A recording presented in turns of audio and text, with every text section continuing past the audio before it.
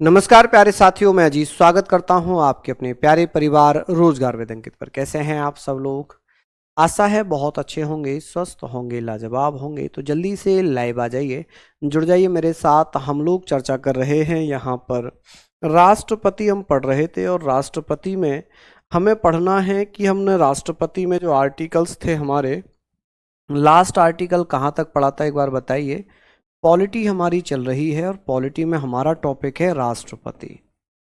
राष्ट्रपति यानी कि प्रेसिडेंट। आप कहेंगे सर प्रेसिडेंट, चलिए बहुत बढ़िया। प्रेसिडेंट के बारे में हम बात करेंगे सर, राष्ट्रपति प्रेसिडेंट। ठीक है, यहाँ पर हमने बात करनी है, और आज इसकी ये क्लास नंबर कौन सी है? क्लास नंबर है 3। ठीक है, यहाँ हमने जो बातें की थी वो हमने पढ़ा था। क्या हमने पढ़ लिया था एक बार मुझे बता सकते हैं आप? आप कहेंगे सर अनुच्छेद 111 तक हम पढ़ चुके थे। कहाँ तक पढ़ लिया था हमने? चलिए जल्दी जल्दी से मुझे बता दीजिए, एक बार कमेंट करके आप मुझे बताइए कि हम लोगों ने कहाँ तक पढ़ा था। अनुच्छेद 118 तक पढ़ लिया था, है ना? अनुच्छेद 118 में हमने पढ़ा था कि अनुच्छेद 118 में लोकसभा अध्यक्ष संयुक्त अधिवेशनों की अध्यक्षता करते हैं। ठीक है, तो अब हम वही बात करेंगे। अनुच्छेद हम बात कर चुके थे, अनुच्छेद 120 हमने नहीं पढ़ा था क्या? अनुच्छेद 120 नहीं पढ़ा था क्या? चलिए कोई बात नहीं, यहां तक हमने पढ़ लिया। ठीक है, राष्ट्रपति से संबंधित बातें कर रहे हैं। ओके, अब बात आती है अनुच्छेद 123 में क्या लिखा है, आर्टिकल 123। लेकिन उससे पहले मैं आपका रिवीजन करवा देता हूं। मैं एक बार रिवीजन करवा देता हूं कि सर अनुच्छेद 52 में राष्ट्रपति पद है, अनुच्छेद 53 में संघीय कार्यपालिका की शक्तियां राष्ट्रपति में है, 54 में राष्ट्रपति का निर्वाचक मंडल है, निर्वाचन की पद्धति है, 55 में निर्वाचन की रीति है, 56 में कार्यकाल है, 57 में राष्ट्रपति कितनी बार भी बन सकता है। ठीक है, अनुच्छेद 58 में योग्यताएं, योग्यताओं में भारत का नागरिक होना चाहिए, 35 वर्ष की आयु पूरी कर चुका हो। ठीक है, बात आती है 59 में क्या है, तो 59 में लिखा हुआ है कि सर अनुच्छेद 59 कहता है कि राष्ट्रपति की सेवा शर्तें एवं वेतन भत्ते। राष्ट्रपति को 5 लाख रुपए वेतन मिलता है। कितना? 5 लाख रुपए वेतन मिलेगा। 120 में संसद में प्रयोग की जाने वाली भाषाएं हैं, वो हम संसद में पढ़ेंगे, इसमें नहीं। ठीक है, यहां पर हम राष्ट्रपति से संबंधित बातें कर रहे हैं। अब बात आ गई सर अनुच्छेद 160 में क्या था? शपथ की व्यवस्था थी, सुप्रीम कोर्ट के मुख्य न्यायाधीश के द्वारा राष्ट्रपति को शपथ दिलाई जाएगी। अनुच्छेद 61 में राष्ट्रपति पर महाभियोग, 62 में राष्ट्रपति के पद की रिक्त पूर्ति है, 72 में राष्ट्रपति की क्षमादान की शक्तियां हैं, 77 में भारत सरकार के कार्य राष्ट्रपति के नाम से किए जाएंगे। अनुच्छेद 85 में लोकसभा को भंग करने की शक्ति, सत्रावसान करने की शक्ति, सत्र बुलाने की शक्ति राष्ट्रपति में है। 86 में संसद में संदेश भेजने की शक्ति है। 87 में संसद में विशेष अभिभाषण देने की शक्ति है। बात आ रही थी कि सर अनुच्छेद 99 में राष्ट्रपति को संसद सदस्यों को शपथ दिलाने की शक्ति है ना? ये बातें हमने पढ़ ली थी। हम बात करेंगे सर अनुच्छेद 103 में राष्ट्रपति लोकसभा राज्यसभा के सदस्यों के निर्योग्यताओं की व्यवस्था है। राष्ट्रपति भारत के चुनाव आयोग से सलाह मशवरा लेकर करेगा ये। ठीक है, हमने बात करनी थी कि सर अब बात आ गई हमारी 123 में लिखा है कि राष्ट्रपति अध्यादेश जारी कर सकता है। क्या कर सकता है? राष्ट्रपति अध्यादेश जारी करता है, राष्ट्रपति द्वारा अध्यादेश। ठीक है जी, क्या जारी किया जाता है? अध्यादेश। अध्यादेश का क्या मतलब है? ऑर्डिनेंस। अध्यादेश का मतलब है जी ऑर्डिनेंस। ऑर्डिनेंस यानी कि अध्यादेश जारी करना। ठीक है, राष्ट्रपति द्वारा अध्यादेश जारी करना। ठीक है, अब जारी करना यहां पर हमने बात कर ली कि सर ये आप मुझे बताइए, जारी करना कि यहां पर हमने पढ़ लिया कि सर अध्यादेश जारी करना। किसी को कोई दिक्कत वाली बात है?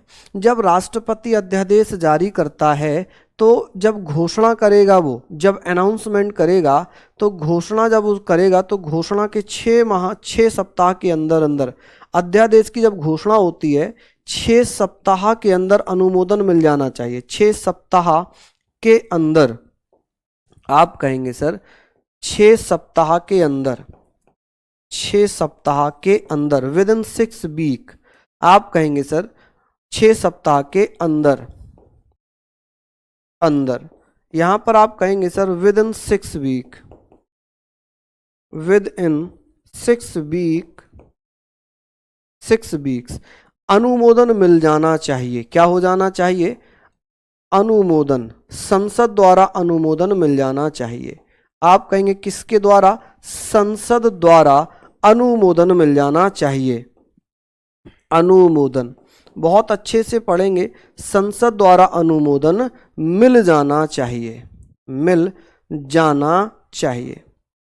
अब ये बताइए, अनुमोदन का मतलब ये है कि संसद अप्रूवल देगी कि भाई जब संसद का कोई सत्र ना चल रहा हो तब राष्ट्रपति द्वारा अध्यादेश जारी किया जाता है। ये एक प्रकार का कानून ही होता है, ये एक प्रकार का विशेष कानून है जिसे राष्ट्रपति के द्वारा लागू किया जाता है। लेकिन राष्ट्रपति से तभी लागू करेंगे जब लोकसभा राज्यसभा ना चल रही हो और कानून लाना जरूरी हो, तब राष्ट्रपति अध्यादेश जारी करते हैं। अब जब घोषणा होती है तो घोषणा के 6 सप्ताह के अंदर अंदर इसे अनुमोदन मिल जाना चाहिए। ठीक है, मिल जाना चाहिए। आप कहेंगे सर 6 सप्ताह के अंदर अनुमोदन मिल जाना चाहिए। तो यहां पर हमने पढ़ लिया कि अनुमोदन मिल जाना चाहिए। क्लियर हो गई बातें कि सर अनुमोदन मिल जाना चाहिए। नेक्स्ट हम यहां पर बात करेंगे कि सर अध्यादेश अधिकतम कब तक लागू रह सकता है? अधिकतम 6 माह तक लागू रह सकता है। 6 मंथ, यानी कि 6 माह तक, 6 मंथ्स लागू रह सकता है, लागू रह सकता है, रह सकता है, रह सकता है। यहां पर हमने सारी चीजें हमने बात कर ली। क्या इसको आप लोग लिख पाएंगे? क्या ये सारे पॉइंट आप लोग यहां पर लिख पाएंगे? चलिए बता दीजिए फटाफट से। हमने लिख लिया कि राष्ट्रपति द्वारा अध्यादेश ऑर्डिनेंस जारी करने की शक्ति किसमें है? राष्ट्रपति में है। कौन से अनुच्छेद में? अनुच्छेद 143 में, 123 में, 135 में। तो आपका आंसर होगा 123। अब बात आती है अनुच्छेद 143, आर्टिकल 143। इसमें क्या लिखा है? इसमें लिखा है अनुच्छेद 143 में कि सर इसमें क्या दिया हुआ है। तो यहां पर आप बात करेंगे कि सर इसमें क्या दिया है। आप कहेंगे राष्ट्रपति द्वारा सुप्रीम कोर्ट से, राष्ट्रपति द्वारा सुप्रीम कोर्ट से पानी दे जाना, से सलाह लेने की शक्ति, सलाह लेने की शक्ति, सलाह लेने की शक्ति या सलाह लेने का अधिकार,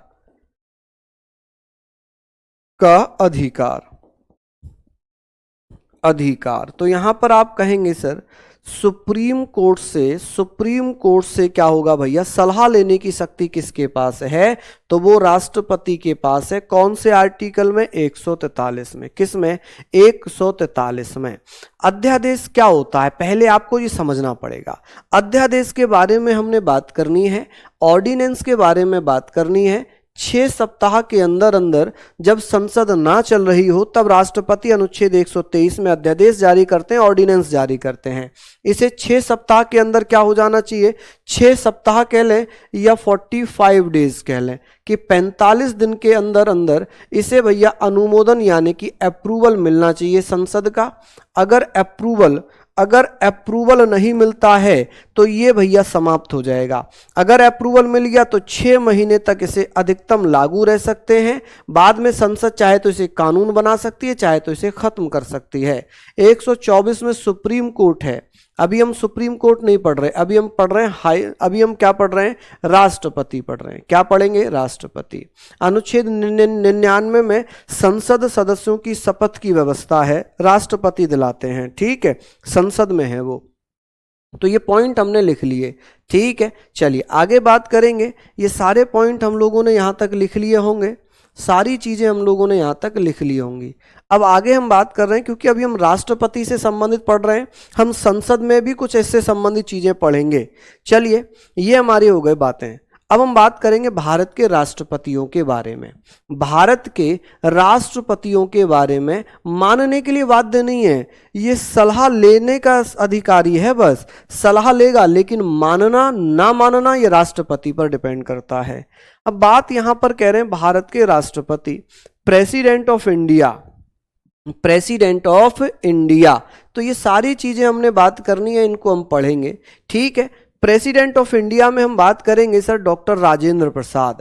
डॉक्टर राजेंद्र प्रसाद 26 जनवरी 1950, हालांकि ये 24 जनवरी 1950 में बने थे। कब? 24 जनवरी 1950।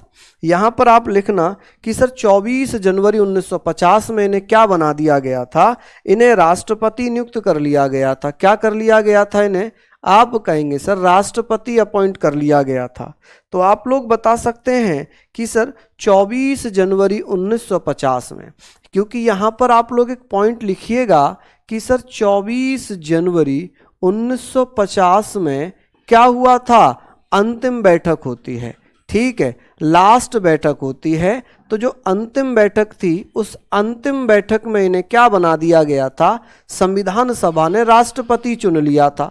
संविधान सभा ने क्या चुन लिया था? राष्ट्रपति। तो भैया आप कहेंगे 24 जनवरी 1950 से लेकर 13 मई 1962 तक डॉक्टर राजेंद्र प्रसाद जो हैं ये भारत के राष्ट्रपति रहे। राष्ट्रपति के रूप में सबसे लंबा कार्यकाल किसका है? सबसे लंबा कार्यकाल किसका है?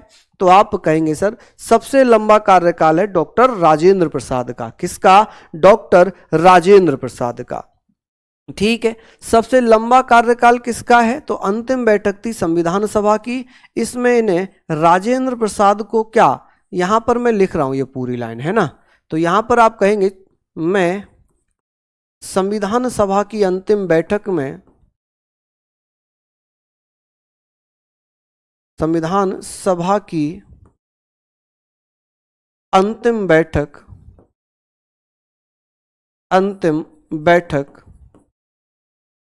में राष्ट्रपति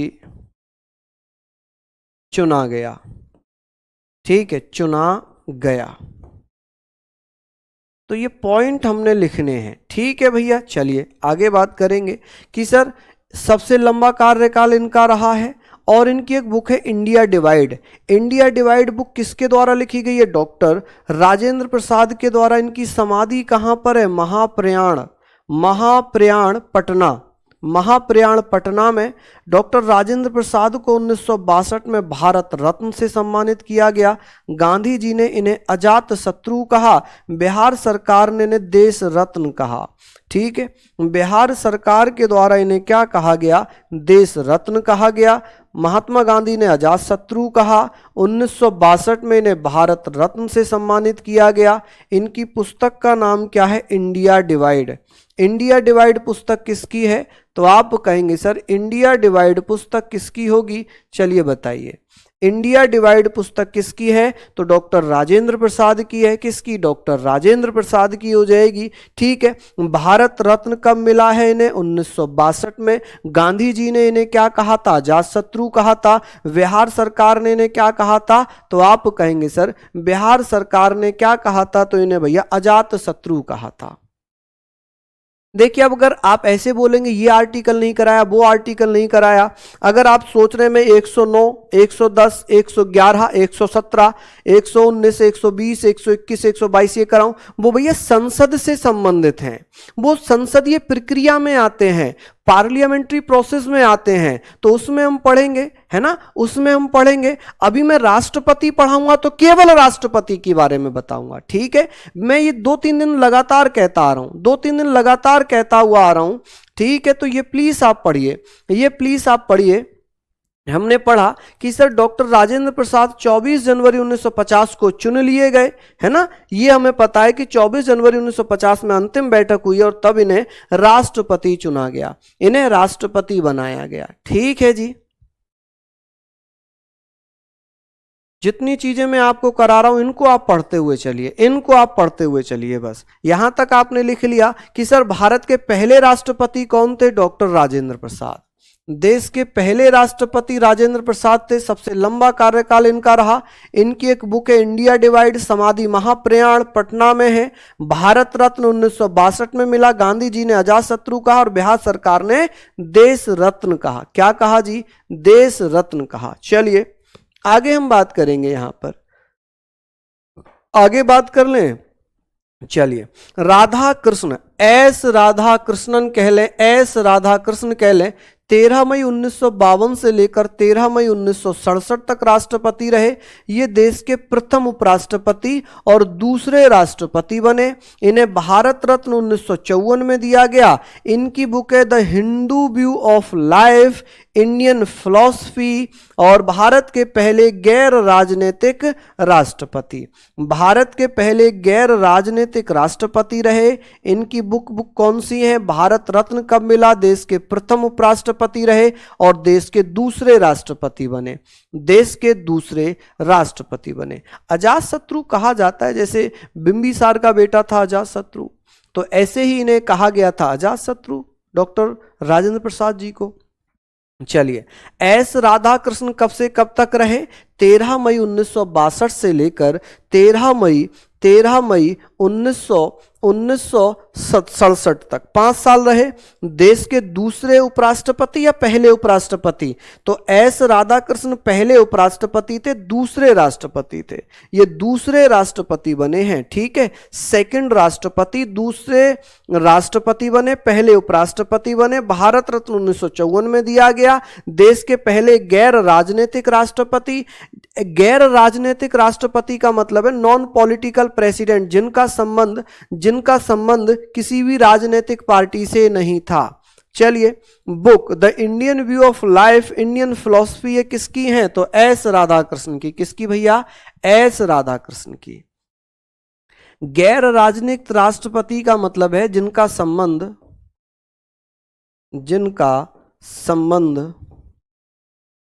किसी भी राजनीतिक पार्टी से ना हो, किसी भी राजनीतिक पार्टी से ना हो, राजनीतिक पार्टी से ना हो, ठीक है, पार्टी से ना हो। जैसे एपीजे अब्दुल कलाम किसी भी राजनीतिक पार्टी से नहीं है, ठीक है। राजनीतिक पार्टी का मतलब है कोई भी राजनीतिक पार्टी से ना हो। चलिए जल्दी जल्दी से बताइए। अब हमने ये बातें लिख ली क्या? जल्दी जल्दी से बताएं, है ना। पॉइंट हमने लिख लिए होंगे।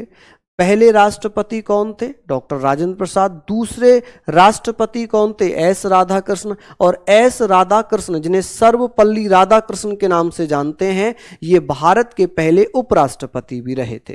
क्या रहे? भारत के उपराष्ट्रपति भी रहे थे, ठीक है जी। चलिए हाँ, ये एस राधाकृष्ण को तो 3 लोग थे ना जिन्हें सबसे पहले भारत रत्न मिला था 1954 में। एस राधाकृष्ण, सर्वपल्ली राधाकृष्ण को, और कौन कौन थे बताइए? एस राधाकृष्ण थे, सी राजगोपालाचारी थे, और कौन थे भैया? सीवी रमन थे, जिनको भारत रत्न सबसे पहले दिया गया था। 3 व्यक्तियों को मिला था। चलिए अब ये 1962 से 5 साल जोड़ दो, 1967 हो जाएगा। क्या हो जाएगा? 1967, 1967। चलिए जल्दी जल्दी से लिख लीजिए। भारत रत्न कब मिला? जब ये भारत रत्न जब भारत में स्टार्ट हुआ तभी 3 लोगों को दिया गया, ठीक है। चलिए आगे बात कर लेते हैं। लिख लीजिए, इतना टाइम, 2 सेंटेंस पूरे नहीं है, ये इतना टाइम लगाओगे लिखने में। फिर आते हैं डॉक्टर जाकिर हुसैन। डॉक्टर जाकिर हुसैन भैया भारत के तीसरे राष्ट्रपति हैं। तीसरे राष्ट्रपति, पहले मुस्लिम राष्ट्रपति। First Muslim president of India was doctor Zakir Hussain, जो 13 मई से लेकर 1967 से 13 मई 1969 तक रहे। क्यों इतना कम समय? क्योंकि 1969 में इनकी मृत्यु हो गई। क्या हो गई? 3 मई 1969 में इनकी मृत्यु हो गई। मृत्यु भैया पद के दौरान हुई। आप कहेंगे सर भारत के पहले प्रेसिडेंट जिनकी मृत्यु पद पर हुई, ठीक है, प्रथम राष्ट्रपति जिनकी मृत्यु पद पर हुई, यानी कि अपने राष्ट्रपति के कार्यकाल के दौरान इनकी मृत्यु हो गई। भारत के पहले राष्ट्रपति जो मुसलमान थे वो थे डॉक्टर जाकिर हुसैन। भारत के तीसरे राष्ट्रपति कौन थे? आप कहेंगे सर तीसरे राष्ट्रपति भी थे डॉक्टर जाकिर हुसैन। कौन? जाकिर हुसैन साहब। फर्स्ट मुस्लिम प्रेसिडेंट कौन थे? जाकिर हुसैन साहब। पहले राष्ट्रपति जो मुसलमान थे वो जाकिर हुसैन साहब थे। जाकिर हुसैन साहब की मृत्यु भैया कब हो गई? 1969 में, कार्यकाल के दौरान मृत्यु हो गई। ठीक है, भारत के पहले राष्ट्रपति जिनकी मृत्यु पद पर होती है, आप कहेंगे सर वो थे जाकिर हुसैन। पहले कार्यवाहक राष्ट्रपति, फर्स्ट एक्टिंग प्रेसिडेंट कौन बने थे? बीवी गिरी, वरहा वेंकट गिरी बने थे। कौन? वरहा वेंकट गिरी। तो आप कहेंगे सर यहां पर हमने पढ़ना है, यहां पर हम पढ़ेंगे जी, आप लोग इसको लिखिएगा, ये आप कहेंगे सर सेकंड, यहां पर हम पढ़ेंगे सेकंड एक्टिंग प्रेसिडेंट, दूसरे कार्यवाहक प्रधानमंत्री कौन रहे थे? एम हिदायतुल्लाह। ठीक है, दूसरे कार्यवाहक राष्ट्रपति कौन रहे? एम हिदायतुल्लाह। ये भैया प्रथम मुख्य न्यायाधीश थे जो कार्यवाहक राष्ट्रपति बने थे। क्यों मैं ऐसा लिख रहा हूं यहां पर? देखिए, ऐसा हमने पढ़ा था कि जब राष्ट्रपति का पद खाली होगा तो कार्यवाहक राष्ट्रपति बनेंगे उपराष्ट्रपति। ठीक है, राष्ट्रपति का पद खाली होने पर, का पद खाली होने पर,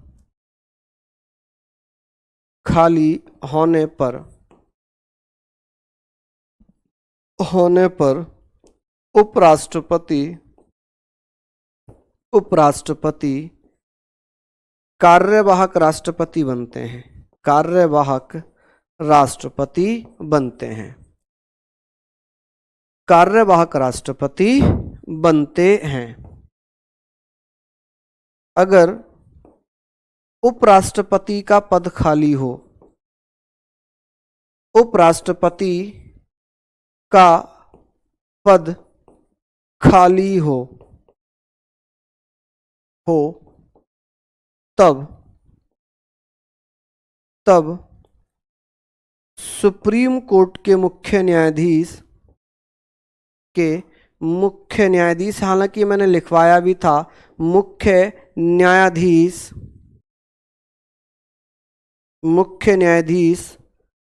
कार्यवाहक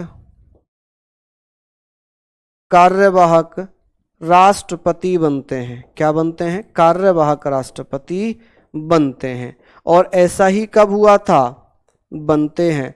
ऐसा कब हुआ था? जब राष्ट्रपति डॉक्टर जाकिर हुसैन साहब की मृत्यु हो गई 1969 में। उस समय बीवी गिरी उपराष्ट्रपति थे जिन्होंने कार्यवाहक राष्ट्रपति के रूप में काम किया, लेकिन जब इन्होंने अपने पद से त्यागपत्र दे दिया राष्ट्रपति के चुनाव के लिए, ना तो राष्ट्रपति है और अब ना ये हैं, क्योंकि ये राष्ट्रपति का चुनाव लड़ रहे हैं, तो ऐसी स्थिति में एम हिदायतुल्लाह जो सुप्रीम कोर्ट के मुख्य न्यायाधीश थे, दूसरे कार्यवाहक राष्ट्रपति भारत में बने थे। क्या यहां तक आप लोगों ने लिख लिया? क्या यहां तक आप लोगों ने लिख लिया? हाँ जी, दुर्वेश जी धन्यवाद। क्या ये सारे पॉइंट आप लोगों ने यहाँ तक लिख लिए हों तो एक बार थम जरूर कर देना कि सर डॉक्टर जाकिर हुसैन देश के पहले मुसलमान राष्ट्रपति थे, कार्यकाल के दौरान मरने वाले भी पहले राष्ट्रपति थे, पहले कार्यवाहक उपराष्ट्रपति बीबी गिरी बने, दूसरे कार्यवाहक राष्ट्रपति एम हिदायतुल्लाह बने, और एम हिदायतुल्लाह भारत के या प्रथम मुख्य न्यायाधीश जो कार्यवाहक राष्ट्रपति रहे। ठीक है, चलिए अच्छे से सारी चीजें हमने लिख ली,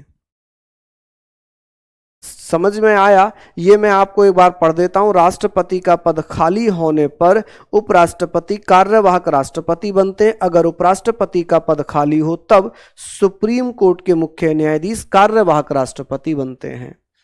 क्या यहां तक आपने लिख लिया? आगे बात करते हैं। रुक जाऊं? चलिए रुक गया। चलिए जल्दी जल्दी से भैया इसको आप लिख लीजिए। ठीक है, आगे बात करते हैं। अब बात आती है बीबी गिरी की। क्योंकि हमें पता है बीबी गिरी उपराष्ट्रपति रहे, लेकिन ये राष्ट्रपति बन गए। 24 अगस्त 1969 से 24 अगस्त 1974 तक ये रहे राष्ट्रपति। ठीक है, अब यहां पर हमने बात करना है कि सर ये जो थे कि डॉक्टर ये तीसरे थे, अब ये बन गए चौथे, क्योंकि कार्यवाहक राष्ट्रपतियों का क्रम नहीं काउंट होता है, तो चौथे बीबी गिरी बन गए उपराष्ट्रपति। भारत रत्न मिला 1975 में। ये श्रमिक या श्रम आंदोलन से जुड़े रहे कि सर ऐसे कौन से राष्ट्रपति थे जो श्रम आंदोलन से जुड़े हुए थे। ठीक है सर, अगर दोनों का पद खाली हो तो ऐसा होता नहीं है कि राष्ट्रपति भी ना हो, उपराष्ट्रपति भी ना हो और भारत का मुख्य न्यायाधीश भी ना हो, ऐसा कभी होता नहीं है। ठीक है, हमने बात कर ली। ठीक, अगर ऐसा कभी होगा भी तो सुप्रीम कोर्ट का जो सबसे वरिष्ठ न्यायाधीश होगा, सीनियर न्यायाधीश होगा, वो कार्यवाहक राष्ट्रपति के रूप में काम करेगा, लेकिन ऐसा कभी होता नहीं है।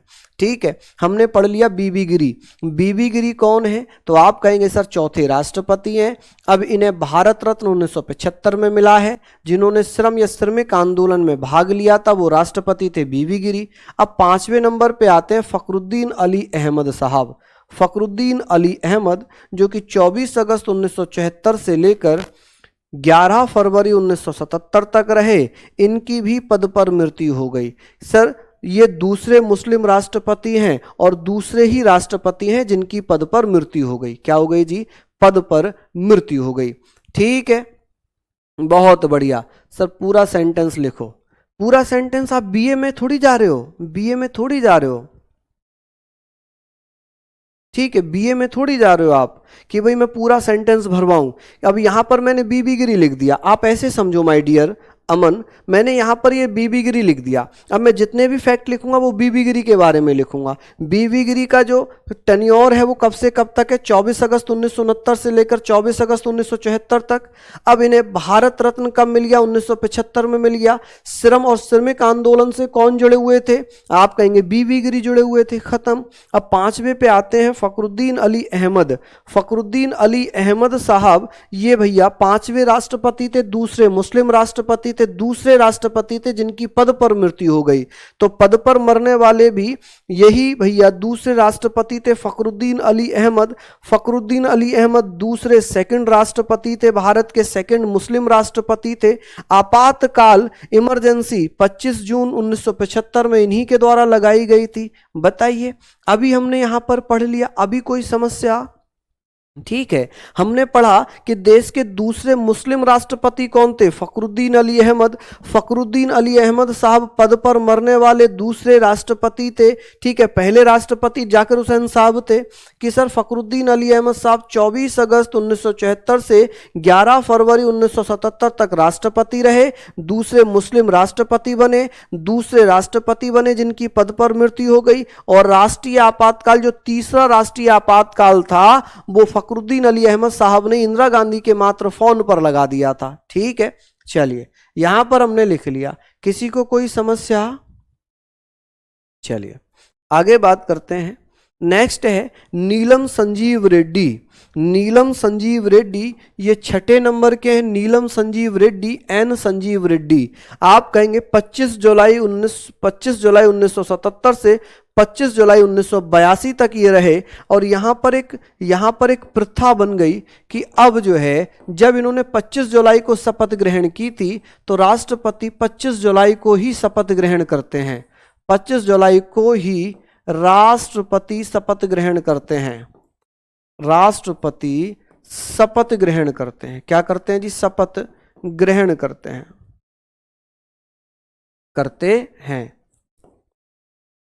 शपथ ग्रहण करते हैं। तो ये आप लोग यहां पर लिखेंगे कि सर 25 जुलाई को ही राष्ट्रपति शपथ ग्रहण करते हैं।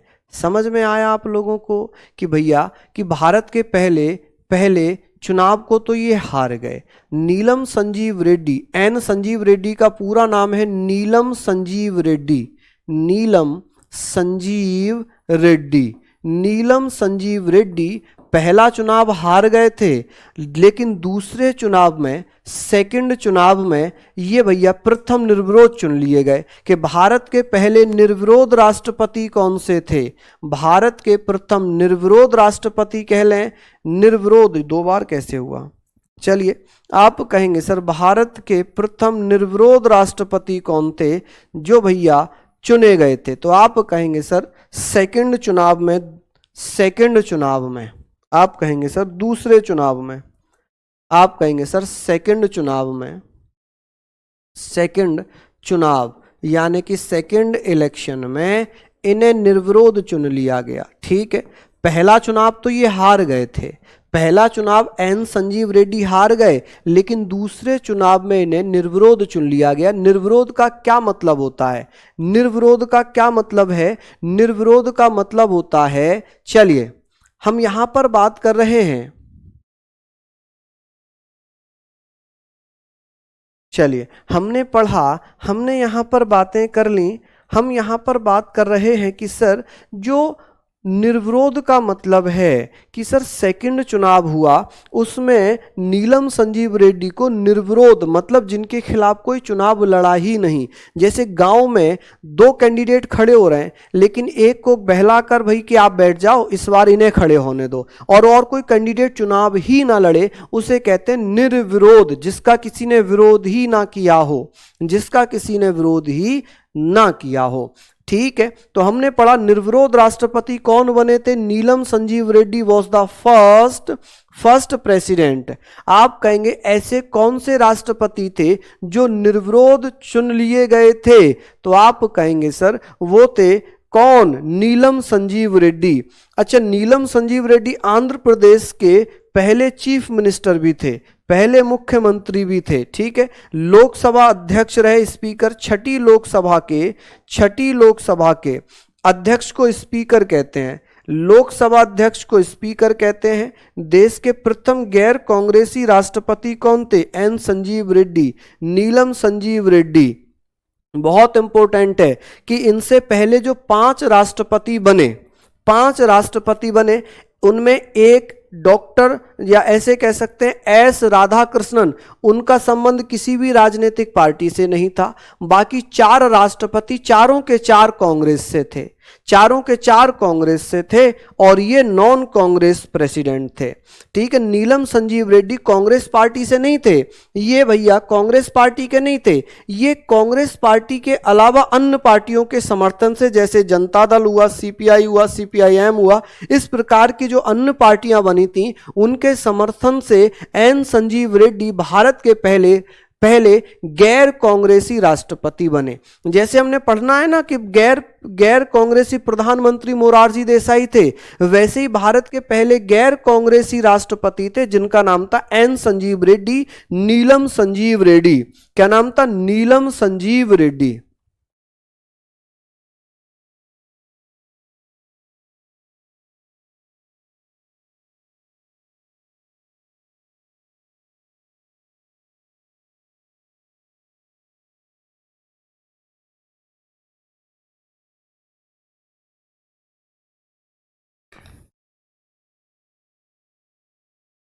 ठीक है, यहां हम पढ़ लिए, मैं साइड हो जाऊं, लीजिए आप मेरे साथ बताएंगे भारत के पहले निर्विरोध राष्ट्रपति कौन थे, नीलम संजीव रेड्डी। भारत का पहला चुनाव हारने के बाद दूसरी बार निर्विरोध चुने जाने वाले राष्ट्रपति कौन थे, नीलम संजीव रेड्डी।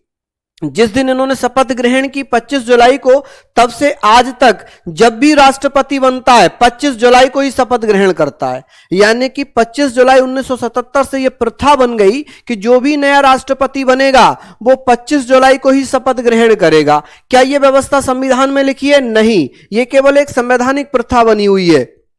ठीक है, आंध्र प्रदेश के पहले मुख्यमंत्री जो राष्ट्रपति बने थे संजीव रेड्डी, नीलम संजीव रेड्डी। लोकसभा की अध्यक्षता किसने की थी जो आगे चलकर राष्ट्रपति बने, नीलम संजीव रेड्डी। कौन सी लोकसभा के अध्यक्ष थे, छठी लोकसभा के। भारत के पहले गैर कांग्रेसी प्रेसिडेंट कौन थे, नॉन कांग्रेस प्रेसिडेंट कौन थे, आप कहेंगे नीलम संजीव रेड्डी। लिख लिया आप लोगों ने इतना।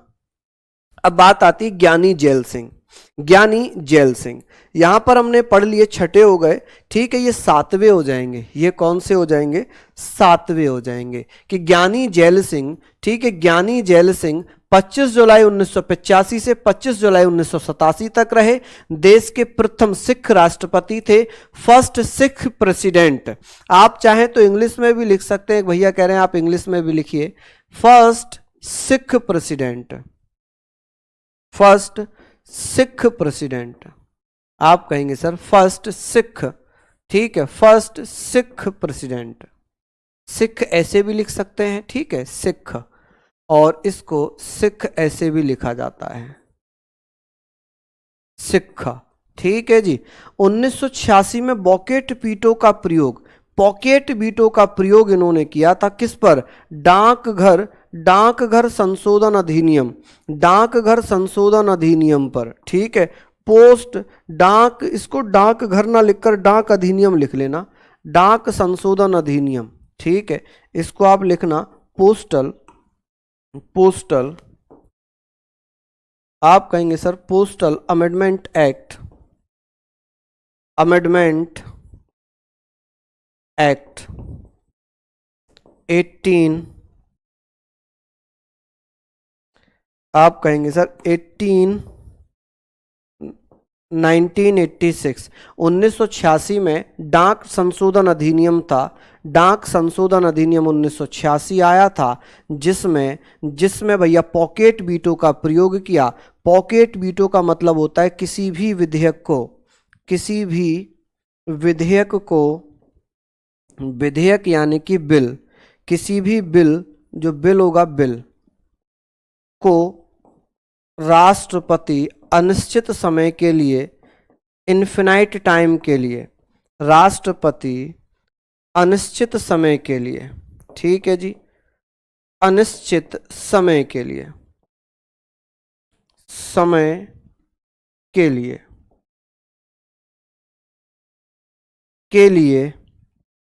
क्या कर लिया, किसी भी विधेयक बिल को राष्ट्रपति अनिश्चित समय के लिए रोक सकता है। भैया पास नहीं करेगा ना उसको वापस करेगा, आप कहेंगे सर रोक सकता है, रोक सकता है। तो भारत के पहले राष्ट्रपति जिन्होंने पॉकेट वीटो का प्रयोग किया था, तो पॉकेट वीटो का प्रयोग करने वाले पहले राष्ट्रपति कौन थे?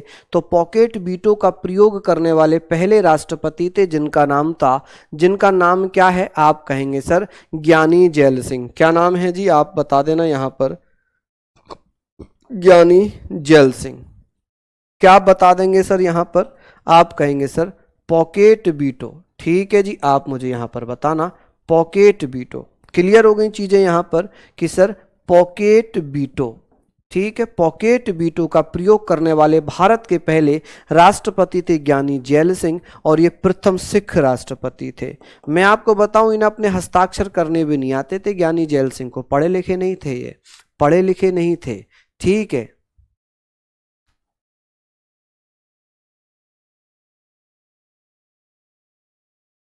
सोनम मेरी बहन, मैं शायद एक दिन और भी मैंने बताया था। देखिए आप कोशिश करो पीडीएफ को समझने की। हालांकि मैं आपको हाथ से लिख कर पढ़ा रहा हूं, लेकिन अगर मैं इनको हाथ से लिख कर पढ़ाऊंगा बड़ा लंबा समय जाएगा। तो आप लोग बस एक चीज ये ध्यान रख लो कि जो चीजें हैं, जो अगर आप उससे पीडीएफ से बाद में लिख पाओ तो ज्यादा अच्छा है। क्लास में अगर लिखने में लगे रहोगे तो बहुत समय आ जाएगा, बहुत समय आएगा। अर्पित श्रीवास्तव धन्यवाद, लव यू। ठीक है, चलिए ये बात आपने पढ़ लिए, ये बातें आपने पढ़ ली। ठीक है, इन्हीं के समय में क्या हुआ था, ऑपरेशन ब्लू स्टार चलाया गया। ऐसे कौन से राष्ट्रपति थे जिनके समय में ऑपरेशन ब्लू स्टार चलाया गया था? तो इन्हीं के समय में ऑपरेशन ब्लू स्टार चलाया गया था। खत्म हो गई कहानी।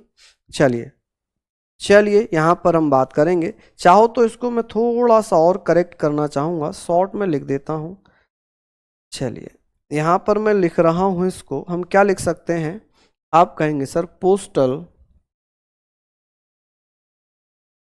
संशोधन, अमेंडमेंट एक्ट कह सकते हैं, पोस्टल अमेंडमेंट एक्ट। ठीक है, अमेंडमेंट एक्ट 1986। अब मैंने पतला करके लिख दिया। अब तो आपको डाउट नहीं होगा कि सर इतना मोटा पेन लिखा हुआ समझ में नहीं आ रहा। ऐसे तो अब आपको नहीं समझ में होगा। चलिए अब समझ गए होंगे आप लोग। आगे चलते हैं। आर वेंकट रमन, ये भैया कौन से नंबर के बने हैं बताओ? यहां पर कौन से नंबर के बने? 7 नंबर के ये हो गए, 8 नंबर पे ये हो गए कि सर 15 जुलाई 1987 से लेकर 1992 तक रहे हैं बस आर वेंकट रमन। ठीक है, आर वेंकट रमन। ठीक है जी, चलिए आगे बात करते हैं शंकर दयाल शर्मा। आप कहेंगे शंकर दयाल शर्मा 25 जुलाई 1975 से लेकर 1992 से लेकर ये 9वें नंबर पे रहे हैं। ठीक है, ये पीडीएफ में मिल जाएंगे। जो बहुत इंपॉर्टेंट है वो मैंने आपको बता दिया, ठीक है अनुराग जी धन्यवाद। ठीक है, 9वें नंबर के ये हो गए। 10वें नंबर पे आ गए आपके KR नारायण। इनसे क्वेश्चन पूछा जाता है कि फर्स्ट दलित प्रेसिडेंट कौन थे भारत के?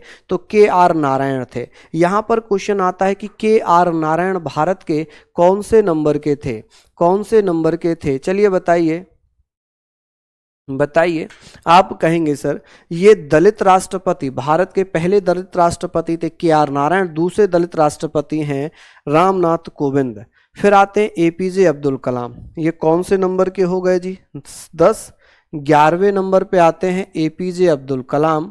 कौन? APJ अब्दुल कलाम प्रथम वैज्ञानिक राष्ट्रपति थे, प्रथम वैज्ञानिक राष्ट्रपति थे। इन्हें भारत रत्न कब मिला गया है? 1997 में।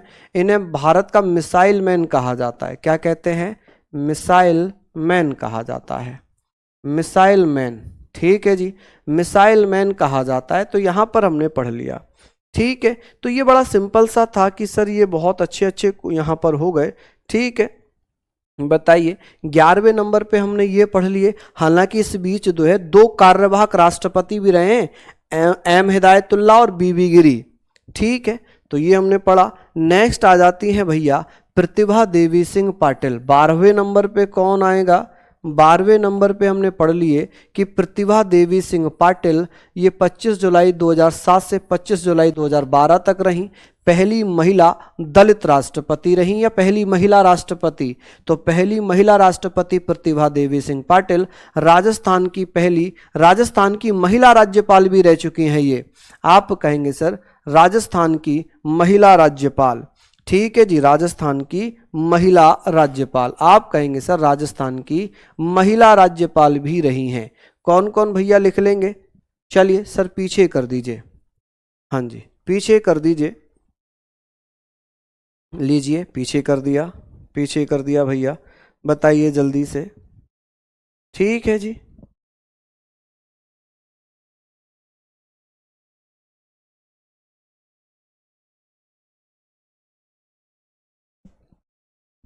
चलिए बहुत शानदार। हाँ जी, बहुत बढ़िया। हम लोगों ने सारी बातें पढ़ ली, हम लोगों ने सारी बातें पढ़ ली। ठीक है भैया, जो कार्यवाहक राष्ट्रपति थे उनका हम नहीं जोड़ेंगे, उनको क्रम में नहीं रखेंगे।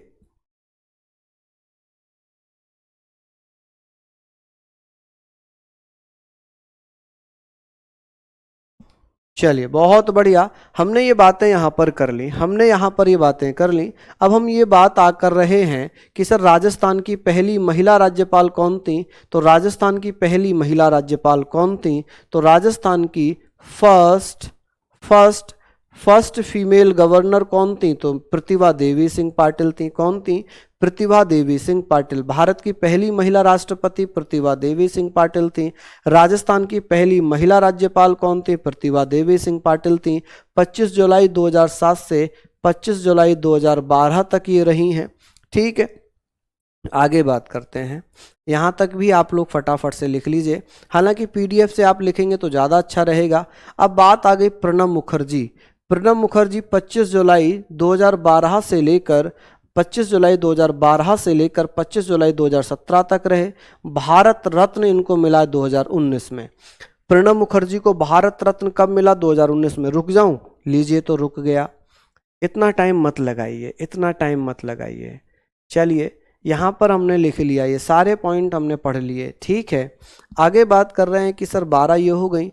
13वें नंबर पे हो गए भैया कौन? प्रणब मुखर्जी। कौन हो गए? प्रणब मुखर्जी। प्रणब मुखर्जी, इन्हें भैया 2019 में भारत रत्न मिला। प्रणब मुखर्जी भैया, आप बता सकते हैं कि प्रणब मुखर्जी 2019 में भारत रत्न मिला। उसके बाद 14th नंबर पे रामनाथ कोविंद जी सेकंड दलित राष्ट्रपति हैं। कौन है? सेकंड दलित राष्ट्रपति। ठीक है, हालांकि ये मैंने कल आपको बताया होगा, चलिए नहीं बताया है तो लिख लीजिए सेकंड दलित राष्ट्रपति। और 15वें नंबर पे हैं भैया द्रौपदी मुर्मू। ठीक है, प्रथम आदिवासी राष्ट्रपति हैं।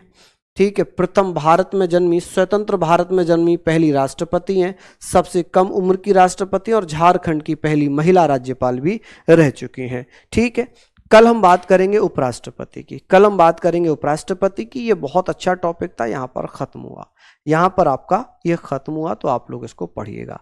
फिर मिलेंगे आप लोगों से, तब तक के लिए जय हिंद, जय भारत।